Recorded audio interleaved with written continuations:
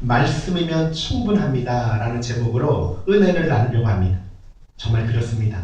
주님의 말씀이면 충분한 줄로 믿사오니 우리 성령님을 통해서 이 귀한 진리의 말씀으로 우리의 심령을 만져 주옵시고 이전에 알지 못했던 것 깨닫게 하여 주옵시고 지금 낙심되는 성도에 일단 위로받게 하여 주옵시고 새 힘을 얻어서 성령 충만하여 이 성전을 벗어나게 하여 주시옵소서.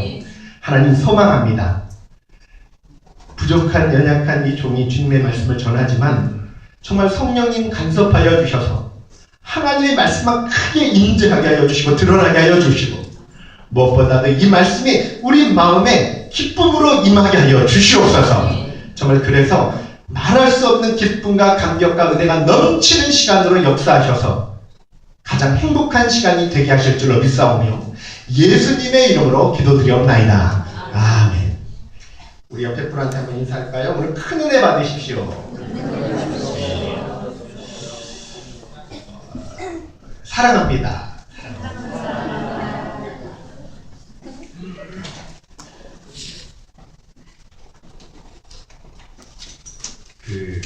오늘 말씀을 보면요, 이제 두 군데를 갔는데 동일한 사건이잖아요, 그죠?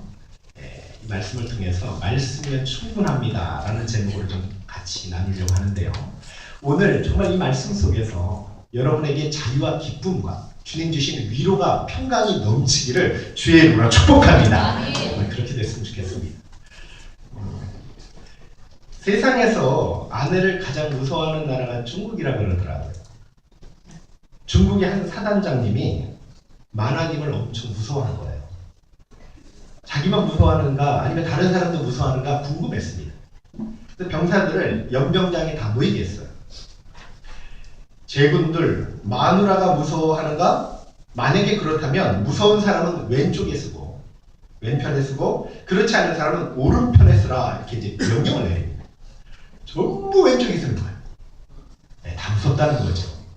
근데 한 사람만 유독 오른편에 의젓하게 서 있어요. 너무 신기하잖아요. 야, 세상에 아직도 마누라를 무섭지 않은 강 큰 사람이 있구나 하고 존경스러워서 다가가서 귓속말 물어봅니다. 여보게, 자네가 정말 부럽네. 어떻게 하면 마누라가 무섭지 않을 수 있는가? 나에게 비결 좀 알려줘. 그랬더니 그 병사가 이렇게 대답했대요. 우리 마누라가요, 사람 많은데 가지 말라 그랬어요.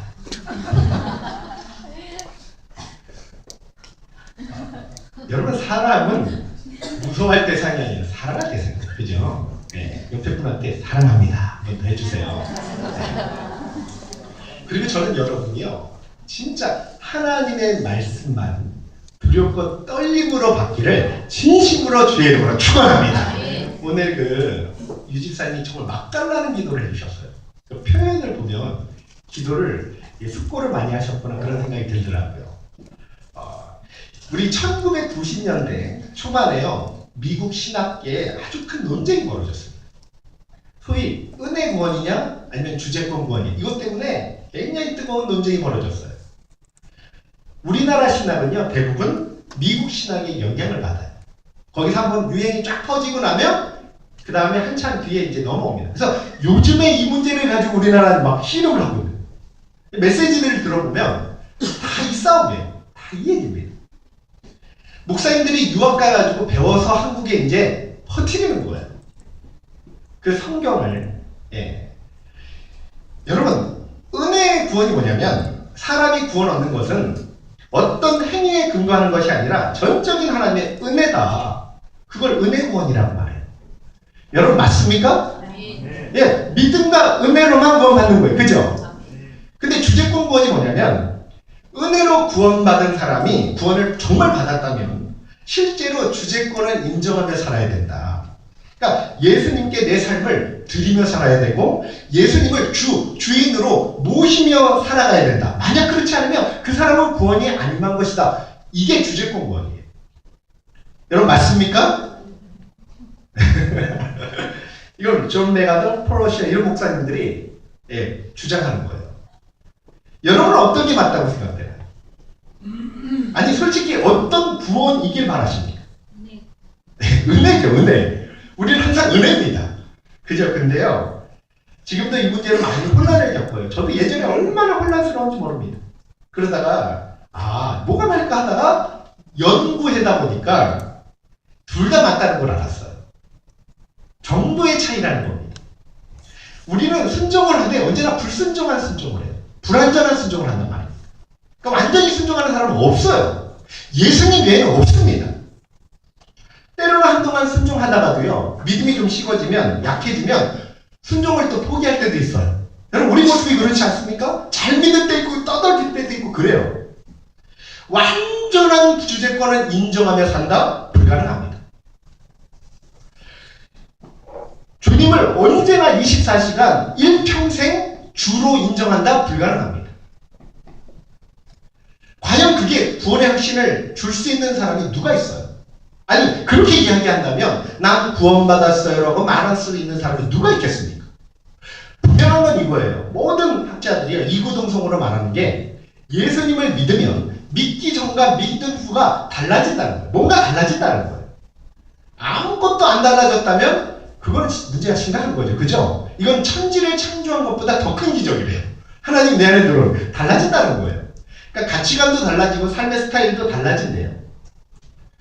그런데요, 꼭 기억하시게 야곱이 달라지는데 완전히 주님 인정하고 살아가는데 몇 년이 걸려요? 30년 걸려요. 아브라함도 오래 걸렸어요. 그래서 막 중간에 와이프를 누이라고 속이기도 하고 애굽에 내려가기도 하고 막 그러잖아요. 사도행전 5장에 보면요, 아나니아 삽비라가 나와요. 구원받은 백성입니다. 그런데 하나님께 인정받으려는 거 아니라 사람 눈치 때문에 성령을 속여요. 그러다 그 자리에서 즉사를 합니다. 구원받은 백성이에요. 고린도 교회 성도들은요, 구원받고도 시기, 질투, 분쟁, 분열 이런 갈등을 겪었단 말이에요. 그러니까 구원과 성화를 조금 혼돈을 하는 거예요. 그래서 이런 문제가 나옵니다. 구원은요, 예수님을 여러분이요 마음으로 믿으면 맞습니다. 제가 하나만 물어보면 알아요.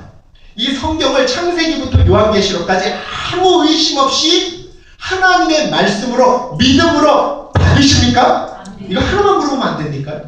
여러분 정말로 그렇게 믿으시나요? 믿고 예수님은 그리스도의 주라고 고백하셨습니까? 그럼 사실 이미 구원이 임한 거예요. 임한 겁니다. 근데 문제는요, 그 순간 우리가 고백하는 순간 우리 생명은 사망에서 생명으로 영원히 옮겨진 거예요. 성령의 능력으로. 순간 다시 태어난 겁니다. 거듭난 겁니다. 그런데 완전한 주인으로 인정하며 사는 것, 성화되는 건요, 평생토록 걸치는 작업이에요. 갑자기 안 변합니다. 죄 습성이 많은 사람은요, 이게 더 힘들어요. 그래도 모범생처럼 자란 사람들은요, 그죠? 예. 조금 수월할지 모르지만 종교 이런 어떤 행동을, 그런데 안 그래요. 어릴 때부터 생활이 좀 달랐으면 더 힘듭니다. 사실은. 그걸 다 뽑아내기까지는 평생이 걸릴 수 있다는 말이에요. 구원에 필요한 유일한 조건은 믿음 외에는 없습니다.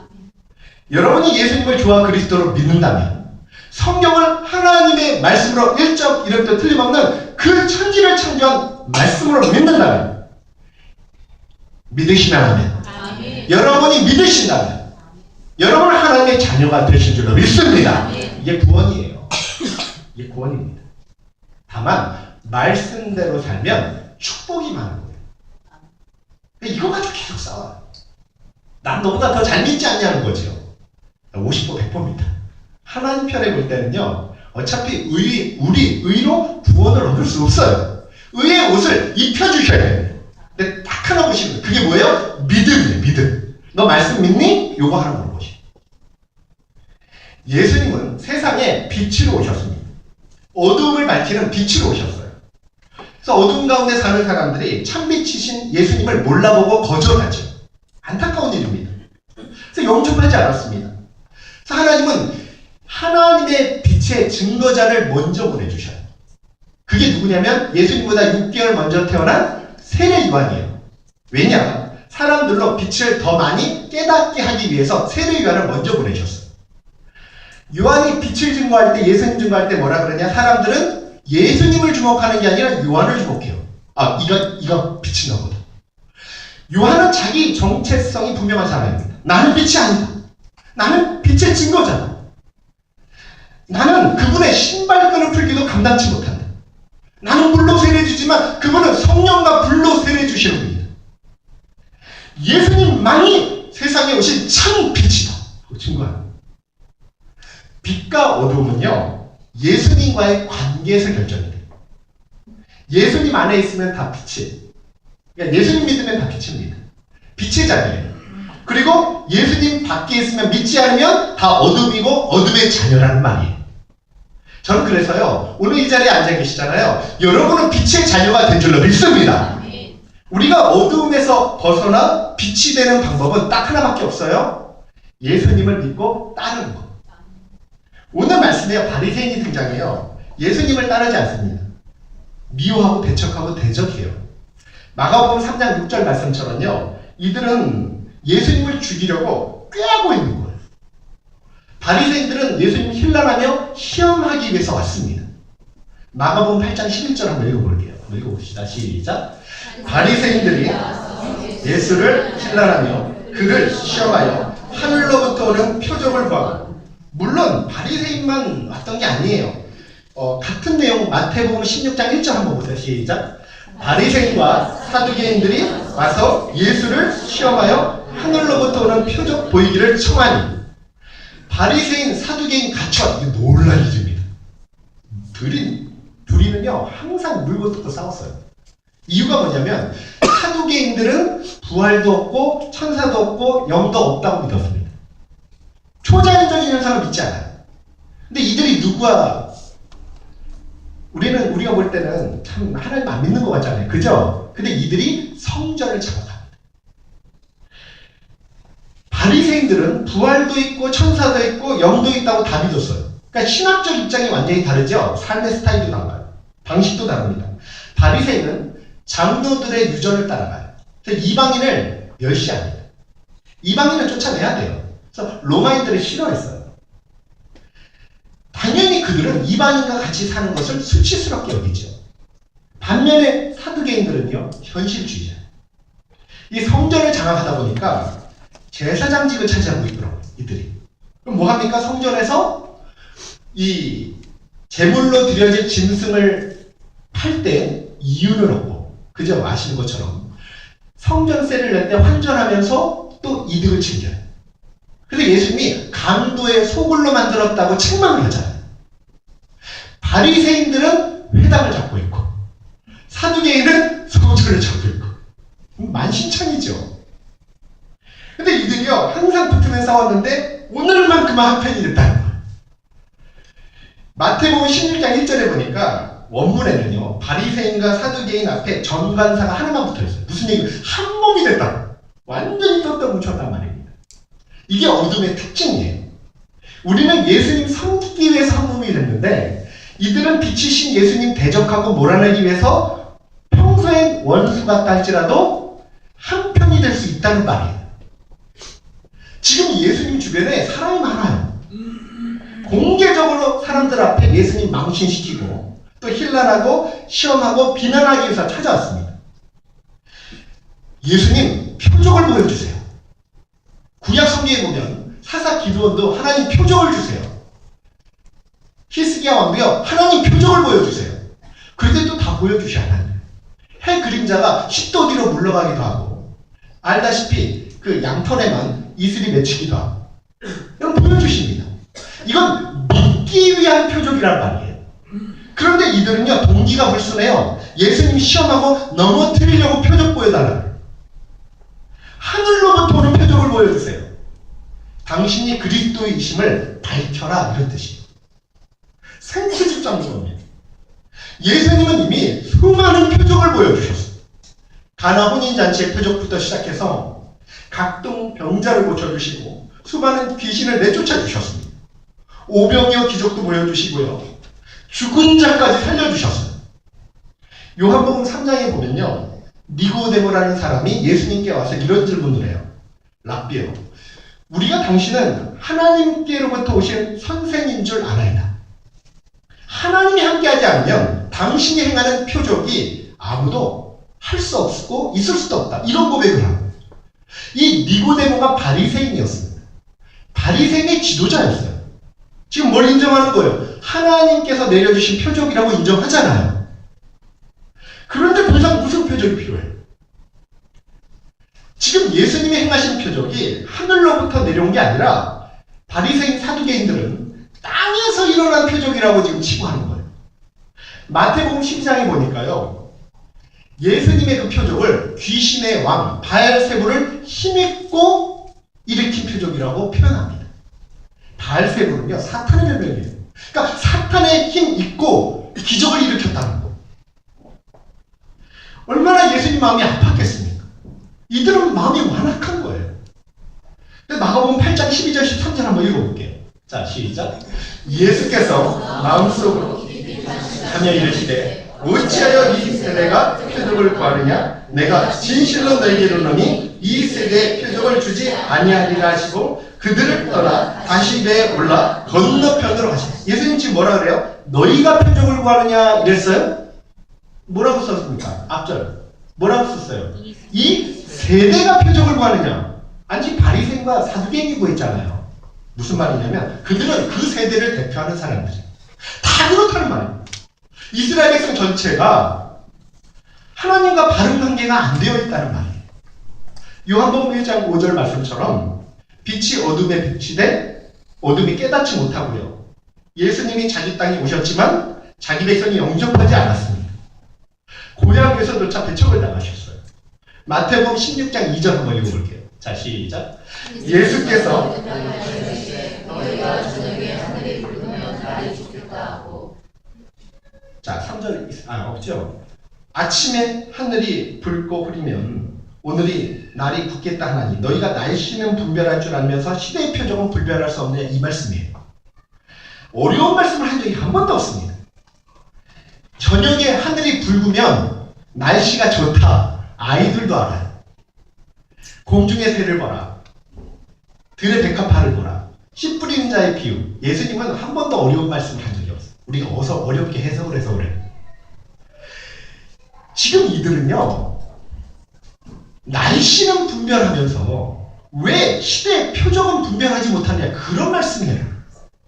너희들은 영적 지도자 아니냐? 그것도 모르니? 책망하시는 말씀이에요. 눈먼 소경들이란 말씀입니다. 예수님은 음란하고 죄 많은 세대, 믿음 없는 세대에 대해 더 이상 표적을 보여주지 않아요. 그냥 떠나십니다. 이미 충분한 표적을 보여줬거든요. 우리 세례 요한이요 감옥에 갇혔어요. 제자들이 예수님께 와서 물어봅니다. 오실 그이가 당신입니까? 당신 메시아 맞습니까? 그러니까 신분을 물어보는 거예요. 그때 예수님이 나다 이렇게 얘기 안 하고요. 누가복음 7장 22절에 이렇게 말씀하죠. 우리 한번 읽어볼게요. 자 시작. 예수께서 아닌데 그 말씀이 아닌데 제가 읽어드릴게요.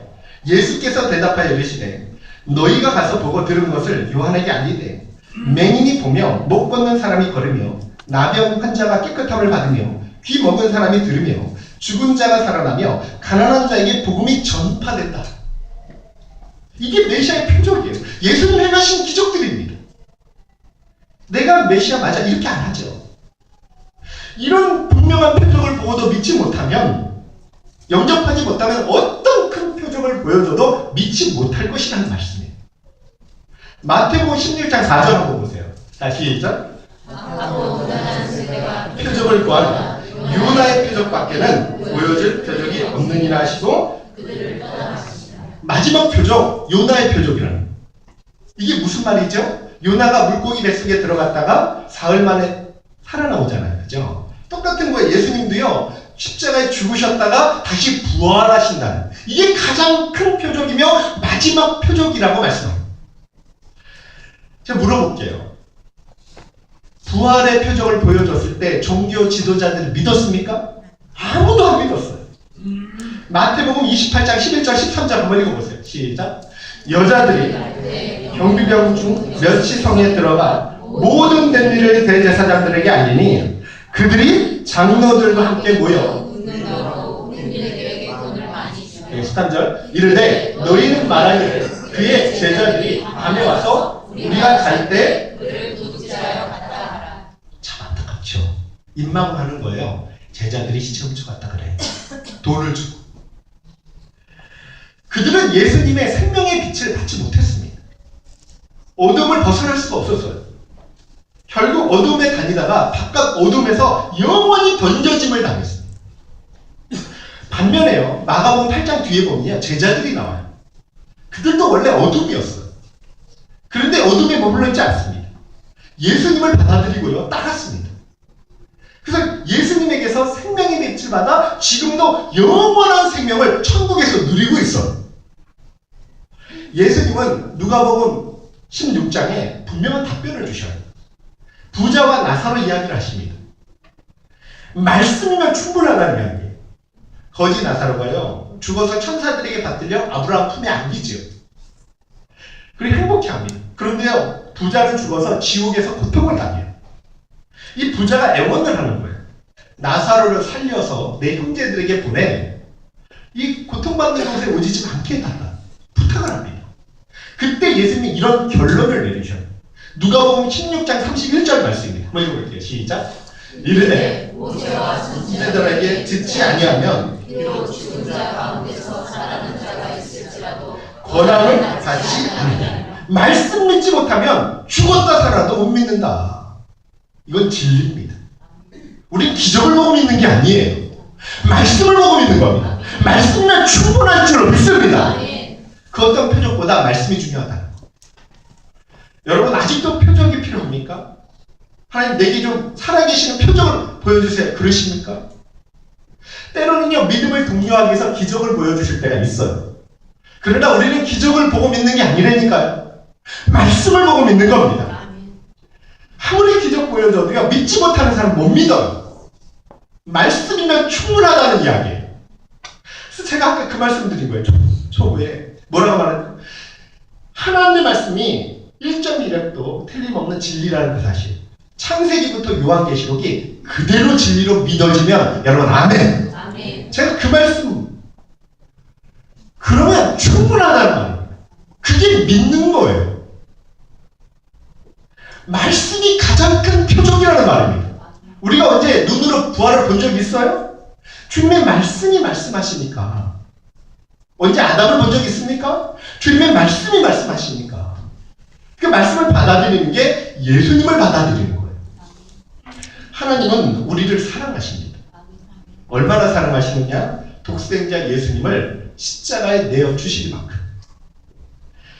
그래서 예수님 사랑에는 차별이 없어요. 꼭 기억하세요. 예수님은 모든 사람을 똑같이 사랑하십니다. 차별 없어요. 다만 우리가 예수님 사랑하는 건 차별이 있어요. 좀 더 사랑하는 사람도 있고 좀 못한 사람도 있습니다. 여러분 생각해 보세요. 누구는 예수님이 사랑해서 두 번 죽습니까? 아니잖아요. 똑같이 사랑하셔요. 하나님께서 죄를 범한 아담, 하와에게요, 사망 선고만 주신 게 아니라 친히 그 죄를 가려주시려고 가죽옷을 입혀주셨습니다. 이 사건은 예수님 사건을 예표하는 거예요. 짐승을 죽이잖아요. 후에 모세를 통해서 율법을 주실 때 우리의 죄를 용서받을 수 있는 길을 짐승 제사의 길로 열어주셨어요. 내 죄를 어린 양에게 안수하고요. 그럼 옮겨지는 거예요. 그리고 그 어린 양을 태워서 그 피를 제단에 뿌리면 죄를 용서받는 겁니다. 그래서 예수님은 세상 죄를 지고 가는 하나님의 어린 양으로 오셨다고 성경이 말씀합니다. 세례요한이 뭐라고 이야기해요? 보라, 세상 죄를 지고 가는 하나님의 어린 양이로다 라고 선포하잖아요. 우리 죄값을 대신 지시고 십자가에 죽으신 아사셀 명소로 오셨다는 말이에요. 그리고 하나님이 온 인류에게 가죽 옷을 입혀주셨습니다. 이 말씀은요, 온 인류의 죄를 가져주셨다는 거예요. 그렇게 참빛이 왔는데요, 세상을 알지 못합니다. 깨닫지 못합니다. 예수님의 빛은요, 각 사람에게 비치는 빛이에요. 이 빛을요, 똑같은 단어로 표현하면요, 생명으로 바꿉니다. 예수님은요, 생명의 빛입니다. 그러니까 그 생명, 빛이 내 안에 들어오면 영원한 생명을 얻는. 성경은 그 진리를 가르칩니다. 생명의 빛이요, 저와 여러분 심령에 비춰지면 사망과 어둠이 물러가게 되어 있어요. 정말로 생명의 빛이요. 내 안에 들어오면요. 망가진 삶 고쳐질 수 있습니다. 생명의 빛이요. 내 안에 들어오면 나도 놀라울 정도로 하나님의 큰 일을 감당할 수 있습니다. 그걸 이야기하는 거예요. 여러분, 이 빛을 받기를 원하십니까? 여러분, 내 안에 정말로 받기를 원하십니까? 거절하지 않으십니까? 마음을 열고 받기를 원하시면 여러분, 그 사람에게 하나님의 구원이 많은 거예요. 요한복음 1장 11절 한번 읽어보세요. 시작. 태초에 말씀이 계시라. 이 말씀이 하나님과 함께 계시니 이 말씀은 곧 하나님이시라. 아니, 요한복음 1장 12절 말씀인데 오늘은 많이 틀리네. 네, 요한복음 1장 12절 한번 찾아보세요.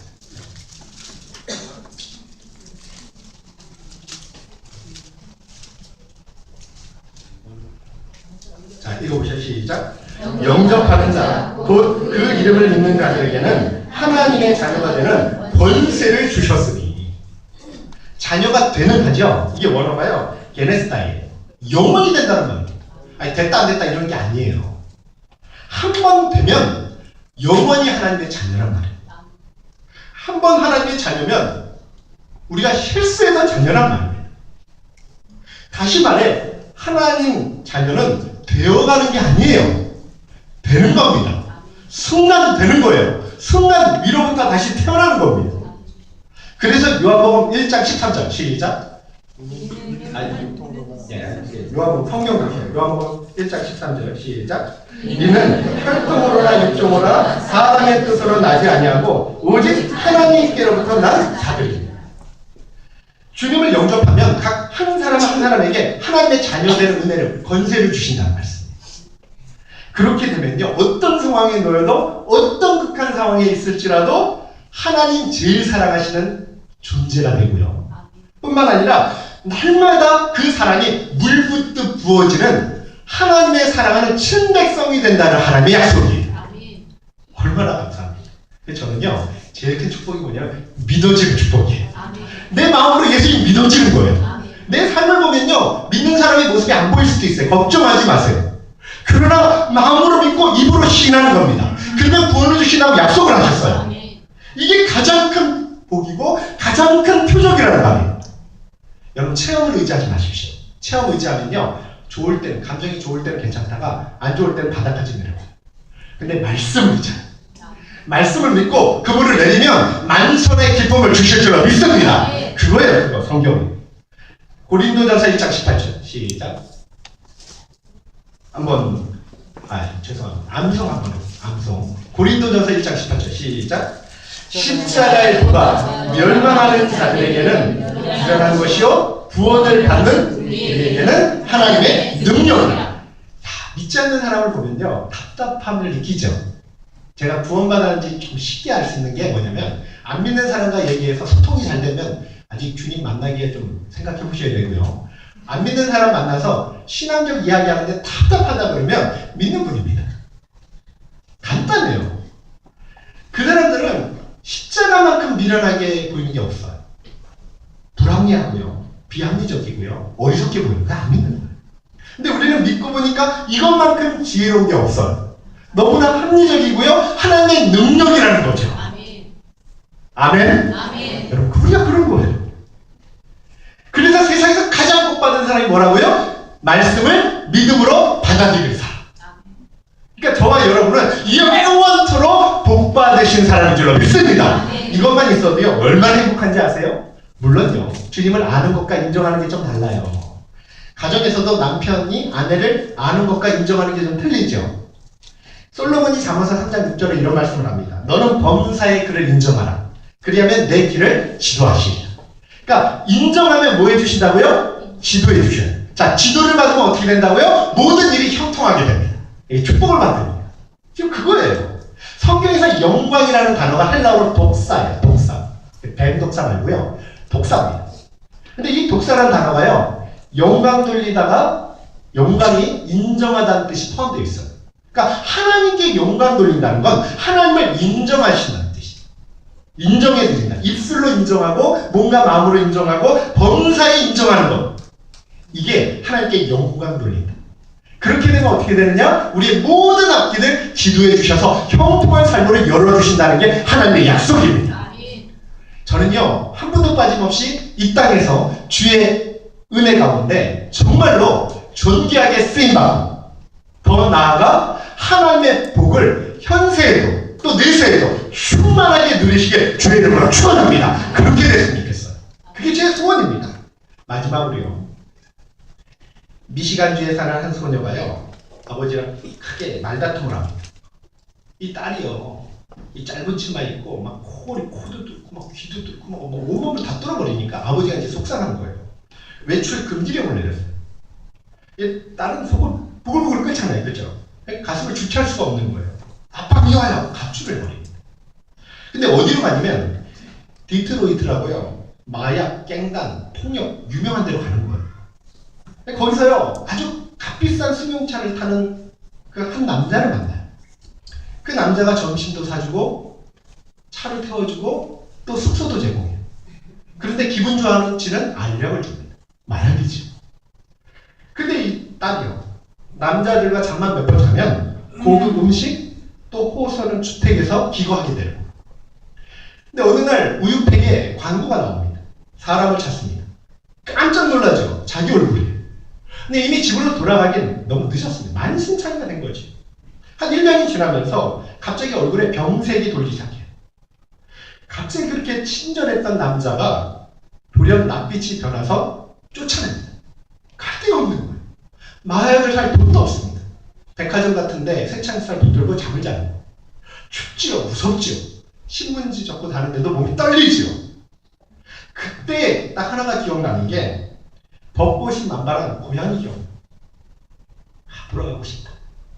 견딜 수 없을 만큼 집에 가고 싶은 거죠. 그래서 전화박스로 달려가서 집으로 연거푸 전화를 합니다. 근데 집에 아무도 없는 거예요. 메시지를 남겨요. 엄마 아빠 저예요. 집에 갈지도 모르겠어요. 집 방향으로 버스 타고 가는데 거기까지 가면 자정쯤 될 거예요. 엄마 아빠 만약 터미널에 안 나오시면 저는 그냥 지나가서 캐나다까지 갑니다. 그런데요, 이제 후회를 하기 시작합니다. 왜냐면 만약에 아빠가 출타 중이면 어떡하나, 이제 메시지 못 보시면 어떡하나, 내가 좀 기다렸다가 통화하고 출발할 거. 드디어 7시간이 지났어요.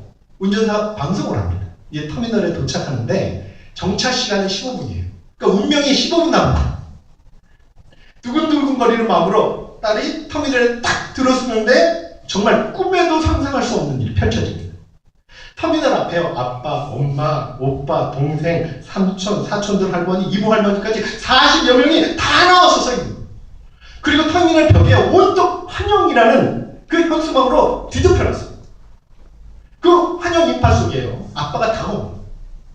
딸이요, 녹아내리는 눈물을 아른거리면서 그냥 늘 되새겼던 말을 하는 거예요. 아빠, 죄송해요. 근데 아빠는 한 말 없이 그냥 꼭 껴안고 괜찮아.